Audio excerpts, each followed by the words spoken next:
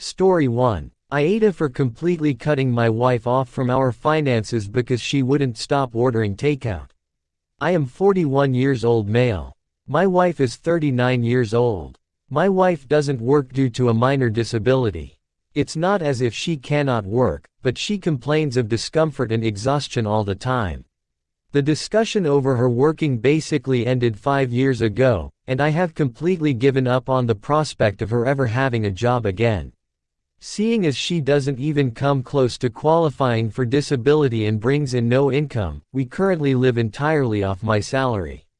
I do not mind financially supporting her, but my wife's spending habits have gradually become more and more reckless. It began with her ordering takeout twice a week, and then that escalated into 3 times a week, and now she's ordering takeout nearly every day. This is all despite our fridge being stocked constantly. I do the shopping, and I make sure to even keep our freezer full of things she would only have to microwave. Last month was a particularly heavy one for her. She spent $1,176 on delivery apps alone. We cannot afford this. There were several days that she ordered twice. I may have reacted harshly, but on Friday, I pulled money out of our savings, completely paid off the card, and then canceled it. I then removed all the money from our joint account and funneled it into my own account. Apparently my wife learned this when she tried to order takeout. She tried to call the company who explained the card had been canceled. She texted me asking what had happened, and I responded that she was cut off. Well, when I walked in the door that evening, my wife was lying on the floor dramatically saying that she had low blood sugar. I told her she could eat any of the food we have in our fridge or freezer. I also noticed that she took the garbage out, probably for the first time in a decade. I'm surprised she even knew where the outdoor bin was. I can only assume she was disposing of the evidence of what she ate, as she was pretending to have not eaten, but I honestly don't care enough to dig through the garbage to find it. She was furious at me all weekend. Was what I did over the top? Update 9 days later. 9 days ago, I made a post about how my unemployed wife had spent $1,176 on delivery apps in just a month. This is egregiously outside of what we can afford to spend on takeout, and since she didn't seem willing to stop, I canceled our credit card and moved the money from our joint account into my own. For the following few days, my wife kept talking about how I was financially abusing her. She threw several tantrums despite apparently being severely malnourished, threatened divorce, threw a bunch of the food we had in the fridge away to try and strong-arm me into letting her get takeout, and even tried to guess my bank account password a bunch of times. Sorry, my password isn't Taco Bell 123. That last one was how I learned if you try to guess someone's bank account password enough times, the bank will send them an automated email. But last Friday, the complaints and threats stopped. She seemed mostly back to normal. I figured she had given up. That was until today, which was garbage day. When I took the last bag out before taking the bin down to the curb, I discovered half a dozen fast food bags and other takeout containers in it. My wife wasn't supposed to have access to money. I had no idea how she was affording the food. I confronted her about it, and first she denied everything. I had to bring all of her fast food garbage in to get her to fess up. She had taken out a loan. Now, I thought that she had borrowed money from a friend or family member. But she had taken out one of those predatory payday loans. Before you ask, no, I have no idea how she was approved. Within the next hour, I froze my credit. I then drove her to the payday loan place, where I paid the loan off in cash. I will now have to dip further into my savings to pay the rent. I suppose in a certain way, cutting her off was successful. She didn't order takeout anymore. She just drove to the restaurants to pick up her food, for the low price of $20 for every $100 she borrowed, or $60 in fees in total. In addition, I told her that we would be getting divorced. So yeah, my marriage is over. I don't even know what alimony laws in my state are like, but I assume she'll happily live in a cardboard box under a bridge if Uber Eats will bring her food there. Story 2. AITA for telling my stepmother-in-law I'm glad she can't have children. When my wife was a teenager, her stepmother had health issues that eventually led to a hysterectomy. She and my father-in-law had been trying to conceive prior to that, and she's very open about how painful it was to become unable to have kids. She's been in therapy for years, but this is still a sore subject, so we don't bring it up. During the pandemic, Smil became a vegetarian. While I obviously have no problem with that, no one else in the family is, and she tends to get very preachy about it. There is one specific video of cattle being slaughtered and processed that she has sent multiple family members. Because of that preachiness, my wife and I try to avoid having meals with her. I've also been told that she and Phil often eat in separate rooms. Anyway, my wife and I attended a wedding about 2 weeks ago. Our regular babysitter canceled on us at the last minute, so Phil and Smil volunteered to watch our kids 8M and 5F. They babysat our children once a few months ago and things went fine, so my wife and I agreed. The kids were asleep when we returned home. The next day, my daughter was very upset. She barely spoke all morning. When we sat down for lunch, she started crying and refused to eat. We tried to talk to her, but she refused to tell us what was wrong. Eventually, my son told us what happened. We had promised the kids they could have burgers for dinner. My Phil was aware of that, but he apparently fell asleep less than an hour after we left. When it was time for dinner, the kids went to ask Smil to make the burgers, and she refused. My son offered to wake Phil up, but she said no to that too. She said she would make the kids something else for dinner. When my children started begging for the burgers, Smil showed them the cattle video. She also apparently told them my wife was secretly against them eating meat, which is why they hesitated to tell us what she'd done. My wife and I had a talk with our kids and managed to get them to feel better. After they went to bed, we called Smil. She confirmed she'd shown them the video. To say we're both outraged would be putting it lightly. My wife and I immediately told her we were cutting her off from our kids, and we'll probably do the same with Phil for falling asleep while he was supposed to be babysitting. Smil started trying to defend herself. She told us she was only trying to help, and that we should be making more efforts to get our kids to eat healthy. It only made me angrier. I told her she has no idea how glad I am that she can't have children, because I'd pity the child that would have her as a mother. After that, she hung up on us. Phil has been calling and texting us.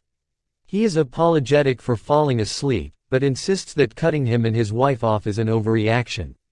He's also angry that I mocked Smil's infertility. Apparently, she is distraught at what I said, and Phil is demanding I apologize to her. Honestly, I don't think I'm the asshole here, but I am wondering whether I went too far. My wife agrees it was a low blow that Smil deserved to hear, but a low blow nonetheless. Am I the a-hole? Update. Hey everyone. Though my wife and I have no intention to let her back in our children's lives, I decided to apologize to Smil for what I said. My wife and I talked a lot about the subject. She said that, based on her history with her stepmother, it really was a good thing she didn't have children. But before we had ours, my wife had always wanted to be a mother and was terrified about the possibility of not being able to. That fear got worse around the time Smil had the hysterectomy. My wife told me her stepmother was agonized when it happened, and even though she agreed with me, she felt it might be best to apologize. Another thing that led me to make that decision was my mother. Before my brother and I were born, my parents had a stillborn daughter. They didn't talk about her much, so I didn't even think of it at the time, but my brother brought it up a few days ago. I couldn't stop thinking about her. As a parent, I can't even begin to imagine how my mother felt. I would never mention anything related to that out of anger, no matter how wrong my mother was. In the end, my wife and I agreed that, while I should apologize, we absolutely can't budge on cutting her stepmother off. We can't forgive what she did. It took us hours to convince our daughter to eat anything, not just meat. Even after that, she refused to eat meat for a few days because she didn't want to be evil. Our son wasn't as shaken, but he still had trouble sleeping for a few nights. My wife and I sat them down and had a long conversation about it. We answered every question they had as well as we could. Thankfully, we were able to reassure both our kids that eating meat wouldn't make them bad people. They are still a little distraught, but they are doing much better and eating normally again. Our main concern will always be their health and happiness. Smil compromised both, so we had no doubts about cutting her from our lives. We called Phil and Smil this weekend. I apologized for what I said to Smil, but told her we were still cutting her off. As expected, she didn't take it well. She started going off about how she was trying to help our children, and we were terrible parents for depriving them of that care. I'm pretty sure she was crying. She said that it was awful that such cruel, ungrateful people could raise kids and not her, and we shouldn't allow our children to take part in something that caused so much unnecessary suffering. After about a minute of that, Phil managed to get Smil to stop and hang up the phone. My wife later spoke with her father separately. Phil apologized again for falling asleep. He said he understood why we were upset, but promised he would never do anything like that again. We decided to forgive him, but we won't leave the kids in his care again, and he will only be allowed to see them without his wife. We have options besides our usual babysitter. Phil agreed. He invited us for a family dinner at a steakhouse my wife loved as a kid. He hasn't been there since Smil became a vegetarian. We're going this Friday. I definitely have my regrets, but I'm satisfied with how things turned out. More than anything, I'm glad my children are all right. Watching my daughter refuse to eat was terrifying, and I will never forgive Smil for scaring her and her brother like that. But they're getting better every day, and I think things are going to be okay. Story 3. AITA for asking a customer's kid not to touch something. I, 24M, work at a popular fast food restaurant.